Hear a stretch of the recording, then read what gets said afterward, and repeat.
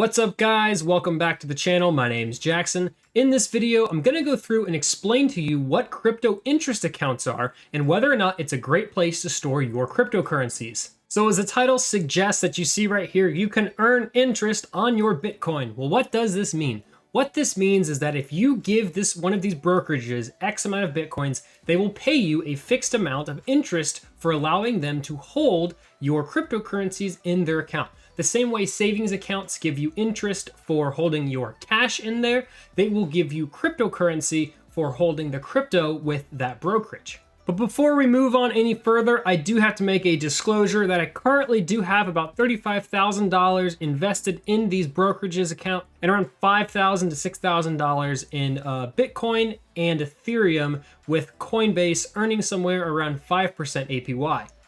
So like I said earlier, what are crypto interest accounts? Well, crypto interest accounts let you earn interest on your crypto rather than having it in cold storage. Cold storage is where you physically have access to it with either a flash drive or it's somewhere in your possession. However, one of the advantages of crypto interest accounts is you can earn actually interest. So if you can see at some of these rates here, this is from Celsius. They are paying up to 8.8% on stablecoins. If you don't know what stablecoins are, I made a video talking about those. I'll link it down below. But essentially, it's just a one-to-one pairing between the US dollar and a cryptocurrency. There are inherent risks with these interest accounts because they're lending this out to get you this interest. So there's always a chance that that company could default and you could lose your cryptocurrency. So that is something very important to mention, that the underlying asset is FDIC protected. However, the actual cryptocurrency itself is not FDIC insured. So if you invest the $30,000 that I showed you earlier on in this slide,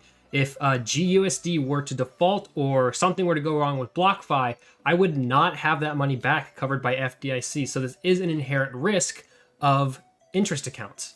But let's go over something else. So how do they work? How are they able to pay you 9% interest or almost 9% interest if regular banks can only pay you 0.1% interest with the federal funds rate this low?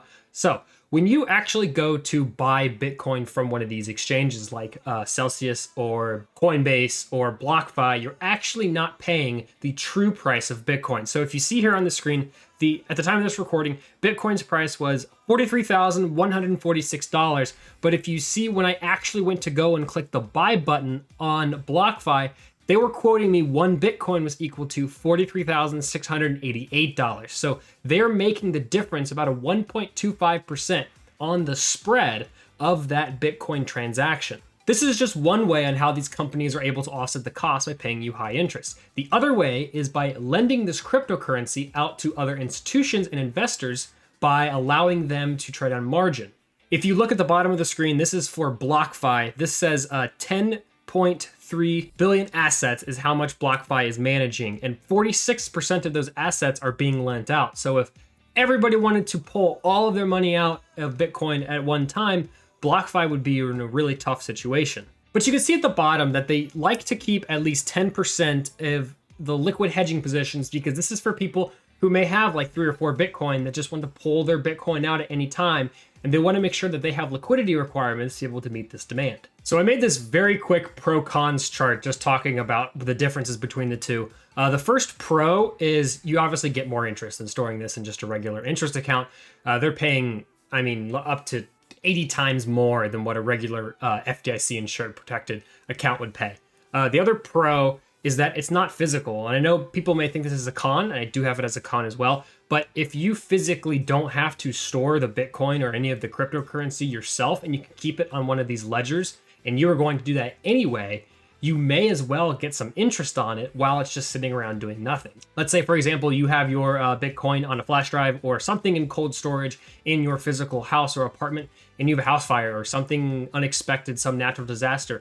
Well, all of that cryptocurrency could be gone forever if you didn't have it saved somewhere else or in warm storage. Now, moving on to the cons, the biggest gripe against these accounts is that they're not your keys. So you don't actually own the crypto. The crypto is owned by BlockFi or whoever the brokerage that you're going through, and they're giving you access to it. So it's a little bit different in the world of crypto versus stocks, but A good thing to note is that if you don't have access to the keys, a lot of people may not like this, that you do not actually own the cryptocurrency. Again, this kind of rolls into the next point that it's not physical. You physically don't have access to the crypto. So you don't have your own wallet. You don't control your wallet address. I mean, sure, you can make transactions and do all those kind of things that you normally could do with a cold storage. But just for the sake of this argument, if any chance of BlockFi did default, you would lose all of your crypto. But as you can see from what I talked about before, I really highly doubt that's going to happen. If you have $10.3 billion in assets under management, you usually know what you're doing. So now I want to give you an example is if you wanted to get a loan on your crypto with Celsius. Now I'm not endorsing them. I'm not saying they're a good company or anything. I'm just giving this example. So let's say, for example, you have one Bitcoin, one whole Bitcoin, and you want to get cash on that Bitcoin. So you don't want to sell your Bitcoin and pay taxes. So what you can do is you can take out a loan on that Bitcoin and get another cryptocurrency in exchange, usually a stable coin. So then you could sell that stable coin and then have some liquid cash to be able to go and spend and make everyday transactions with. So for example, let's look at what we have here. If you have one Bitcoin, which is currently worth around $43,000, you are allowed to take 25% of that loan to value LTV and get that liquidity. So if you have one Bitcoin, Celsius is saying that is a high enough risk and low enough risk that they feel comfortable giving you about $11,000 worth of cash. And if you want to be more bold, they will allow you to go up to 50% in value, but you're going to be paying a higher interest rate. So this is not an interest rate that you are getting paid. This is what you are paying Celsius to allow yourself to take on this loan. So then this is how it works in reverse. They then take this amount that they're paying you, and then they are lending it up here on what you could be earning. So just to go through this, let's say you have $30,000 in 5 years, you could be earning up to $10,000 of 6.2% APY with Celsius. And of course, as we change these, you can see with ETH, they're paying different amounts. It's all based on a supply and demand relationship based on how many people are looking to borrow the crypto. All of these rates are subject to change. And especially with BlockFi and Celsius, they change monthly, even sometimes weekly. Okay, guys, that's all I got. Thank you so much for watching. If you found this video helpful, please leave a like and subscribe down below. It really does help out the channel. If you didn't like it, you can dislike. There's another button there for that.